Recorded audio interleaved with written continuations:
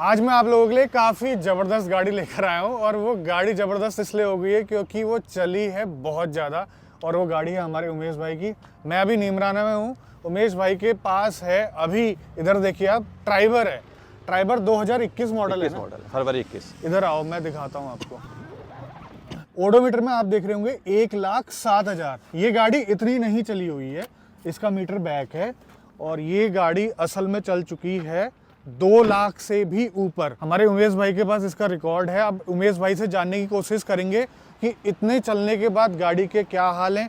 हाल तो खैर हम भी पता कर लेंगे चलाने के बाद, और क्या क्या मेंटेनेंस का खर्चा आया, कितने बार टायर चेंज हुए। सबसे बड़ी बात, इस गाड़ी में लगी हुई है सीएनजी इन्होंने जो है 1000 किलोमीटर के आसपास ही लगा दी थी। अब जानने की कोशिश करते हैं इस गाड़ी के बारे में पूरा उमेश भाई से। अच्छा उमेश भाई, आपको ये कितने की पड़ी थी 2021 में? ये मेरी एक्स शोरूम में 4,99,000 रुपए की थी और ऑन रोड पड़ी थी 5,78,000 रुपए की। ये मैंने दिसंबर 2020 में बुक करवाई थी। उस टाइम इसका रेट था 499 और उसके बाद में जनवरी से रेट इंक्रीज हो गया था, वो हुआ था 520। तो उसके बाद में फिर मैंने डीलर से कांटेक्ट किया तो फिर उन्होंने थोड़ा बहुत आर्गुमेंट करके ना 5,10,000 में मेरे को एक शोरूम पे इन्होंने दे दी थी। और सीएनजी कितनी देर बाद लगा दिया आपने? मेरा पहले प्लान था कि मैं 10,000 के बाद लगाऊं, लेकिन बाहर जब मैं चलाने लगा तो माइलेज इसकी 10-12 की आ रही थी, तो इस चक्कर में मैंने 1000 किलोमीटर के बाद ही लगवा दी। ये 2.25 लाख चली है। आपकी डेली रनिंग कितनी होती है, मतलब इतनी ज्यादा ये चल कैसे गई? डेली रनिंग आप मान लो, पहले मेरी जॉब गुड़गांव थी तो मैं नीमराना से गुड़गांव डेली अप डाउन करता था, तो उस time approx 200 kilometre per day होता था। फिर बीच बीच में लॉन्ग ट्रिप भी हो जाते थे। उदयपुर भी गया हूँ, जोधपुर है अपना, चंडीगढ़ मेरा ऑफिस से टूर लगता रहता था, तो मैं अपनी कार ही लेके जाता था। बीच में मैं लखनऊ भी गया था। मैंने इससे सेम डे में कवर किया हुआ जाना आना अप्रोक्स 1400 किलोमीटर। बहुत गाड़ी चलाते हो यार, ऐसी क्या जॉब करते हो? नहीं, वैसे तो मैं खैर प्राइवेट सेक्टर में हूँ, अकाउंट्स डिपार्टमेंट में एसोसिएट अकाउंट्स मैनेजर। तो अभी मेरा नोएडा में है वैसे ऑफिस, लेकिन फिलहाल मेरा हाइब्रिड मोड पे चल रहा है। अच्छा, तो वीक में 2 या 3 दिन जाना पड़ता है। सीएनजी में क्या एवरेज निकाल कर दे रही है? एवरेज अगर नॉन एसी चलो तो 25 प्लस निकाल देती है, अगर ऑन एसी चलेंगे तो अप्रोक्स 22-23 के आसपास। अच्छा, आप अकेले चलते हो या फिर साथ में और कोई भी चलता है? मैक्सिमम अकेला चलता हूँ, कभी कोई मिल गया तो 4-5। मैंने ऐसे इसको 10 पैसेंजर में भी चलाई हुई है, तो मेरे को ऐसा कुछ लगा नहीं। जब स्टार्ट करते हैं चलती है इनिशियल लेवल पे ना, थोड़ा सा इशू आता है, लेकिन जब 40-50 की स्पीड होती है तो फिर कोई इशू नहीं है। आप जब इस गाड़ी को ले रहे थे आपको पता होगा कि मेरे को इतनी ज्यादा गाड़ी चलानी जी बिल्कुल, इसी वजह से लिए। इसी वजह से लिए। लोग मारुति लेते हैं, ऑल्टो लेते हैं, या फिर आप मारुति की वैगनार से ले रही हो, उस पे क्यों नहीं गए? नहीं, ऑलरेडी मेरे मारुति की गाड़ी है, डिजायर है।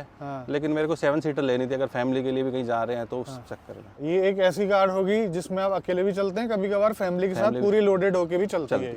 सीएनजी कितने की लगवाई थी आपने? ये सीएनजी उस टाइम लगवाई थी मैंने 40,000 रुपए की। 40,000 की? और यार BS6 है ना ये? BS6 है। तो फिर सीएनजी कैसे लग गई? उस टाइम सीएनजी लगती थी BS6 में। और आरसी, अगर आप आरसी देखना चाहो तो मैं दिखा दूं, कोई इशू नहीं है। ना ऐसी कोई बात नहीं है, हमें आप पे भरोसा है पूरा। अब इसको चलाते बात करते हैं क्योंकि काफी इंटरेस्ट आएगा आप लोगों को भी। इन्होंने जो है ना सीटें चेंज करवाई है, ये मुझे बता रहे थे। जो पीछे वाली थर्ड रो चेंज करवाई है? हाँ, तो only third row. Third row कौन सी गाड़ी की है ये? नहीं, ये मैंने वैसे बनवाई थी बाहर से। अच्छा, किसी कार की नहीं है। तो इसकी थर्ड रो में क्या दिक्कत आ रही थी? सीएनजी किट जो लग रहा है सिलेंडर, वो नहीं लग पा रहा था। स्पेस थोड़ा कम था। ये कितने किलो गैस आती है इसमें? वैसे तो 12 kg का, लेकिन इसमें गैस आती है 8 किलो, सर्दियों में 9 किलो के आसपास। 8 किलो गैस में कितनी चल जाती है गाड़ी? अप्रोक्स 200 किलोमीटर के आसपास चलती है। 200 निकल जाती है? सिटी के अंदर भी? नहीं, मेरी मैक्सिमम रनिंग ना हाईवे पे है, तो हाईवे पे लगभग इतने निकाल देती है। वैसे ये बेस मॉडल है ना? हाँ, बेस मॉडल। मैं इसमें बैठा और बैठने के बाद मालूम चला कि यहाँ से ये सीट पूरी दब चुकी है और ये वाला जो हिस्सा है ये भी दब चुका है सीट का। और इधर देखिए पैडल, ब्रेक पैडल का रबर आपने चेंज करवाया था क्या?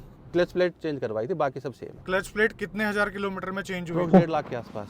1.5 लाख में? हाँ जी। जब गाड़ी काफी ज्यादा चल जाती है ना तो उसमें कहीं ना कहीं से स्मेल आने लग जाती है और इसमें भी मुझे हल्की हल्की स्मेल आ रही है। तो इसके लिए हम इस गाड़ी में यूज करेंगे इन्वॉल्व एलिमेंट्स प्रो, और ये आपको पहली बार देखने को मिल रहा होगा इस चैनल के अंदर। और ये काफी अच्छा परफ्यूम है और काफी प्रीमियम भी है, इसकी पैकिंग भी काफी प्रीमियम है। इसको मैंने लगा दिया IRVM में और इसको सिर्फ 2 बार मैं स्प्रे करूंगा।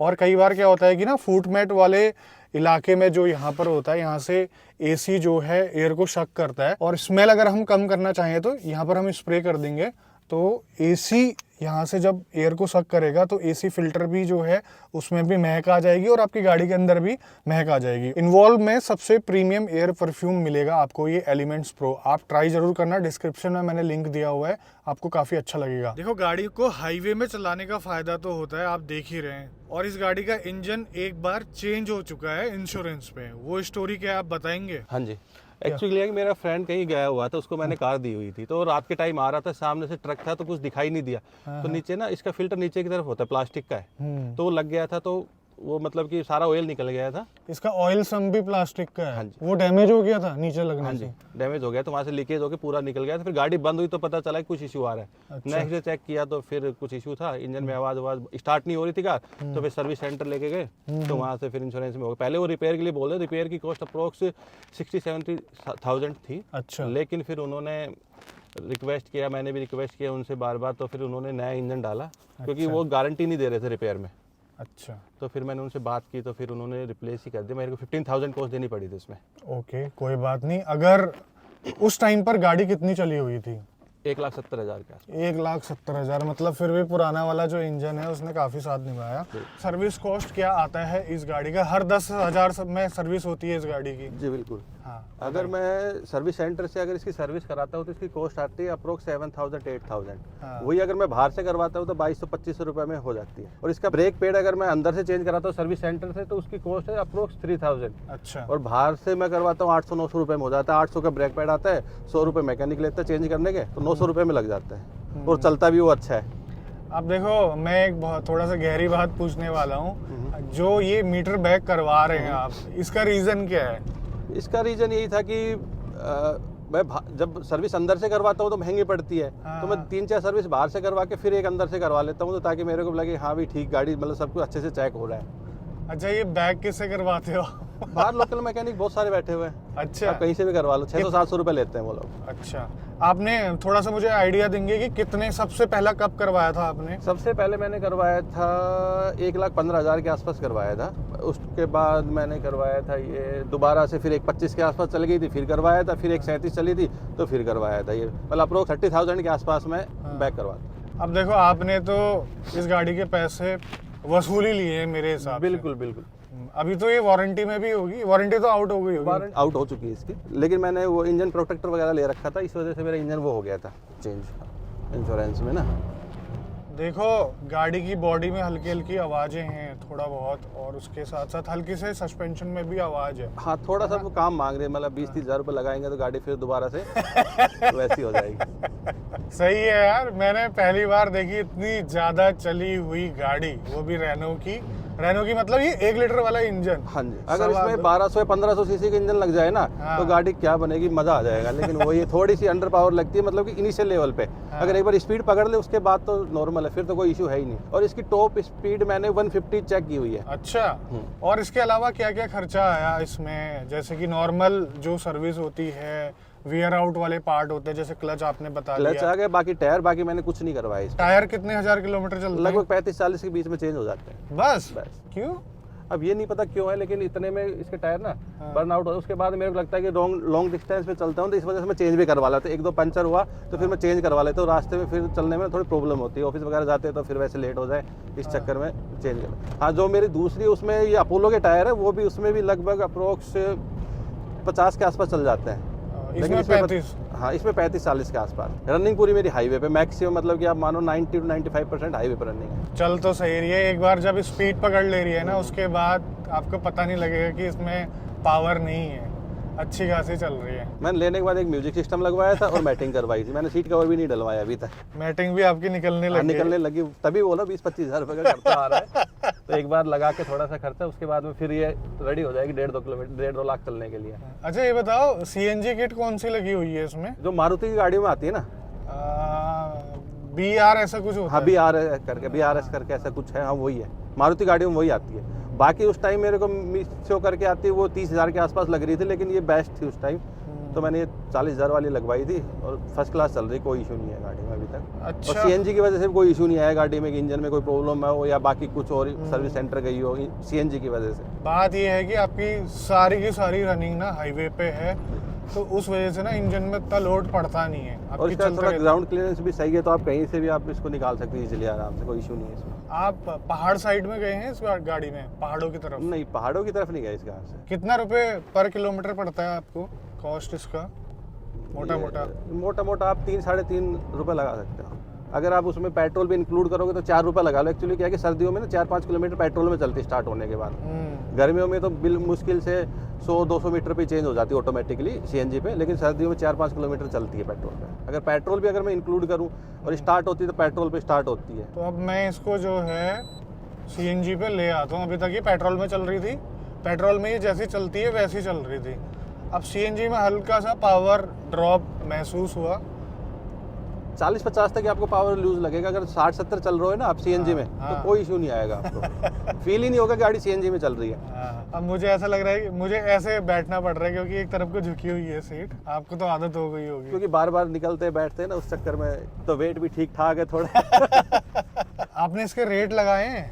रेट मैंने कार्स 24 पे लगवाए थे, तो अप्रोक्स 355 के आसपास वो दे रहे थे मेरे इसके। अच्छा, लेकिन मैं 4 लाख के आसपास मांग रहा था, तो फिर बीच में अरे डील थोड़ी सी यार। वो हो गई।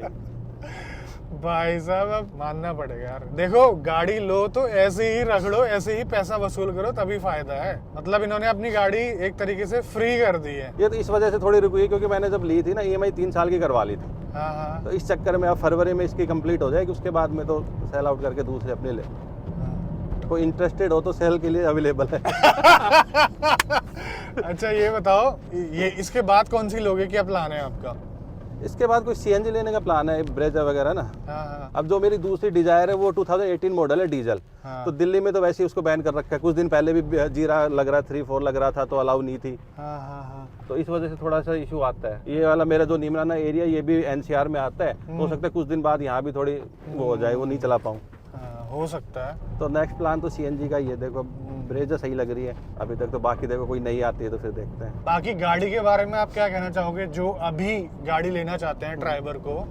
क्या इतना चलाने के बाद आपने क्या महसूस करा, लेने लायक है गाड़ी? आंख बंद करके ले लो। अगर आपको कॉस्ट इफेक्टिव चाहिए और 7 सीटर कार चाहिए, पहले जब मैं प्लान कर रहा था लेने की, तो मैं प्लान कर रहा था अर्टिगा लेने की। ठीक है। तो फिर मेरे जिस हिसाब से रनिंग है, तो फिर मैंने मतलब एस्टिमेट बैठाया कि भाई वो 10 लाख के आसपास आ रही है, ऑन रोड 11 की पड़ेगी सीएनजी की। ये मेरी 578 की पड़ी थी, सीएनजी लगा के 6.25 लाख के आसपास है। अगर वो भी अगर 3-4 साल बाद मैं मार्केट में बेचने जाता तो 5 लाख के आसपास जाती, मेरा 5 का नुकसान था। अगर इसको मैं बेचूंगा 3.5-4 में तो आराम से निकल जाएगी। तो 2 लाख रुपए के आसपास का लॉस होगा।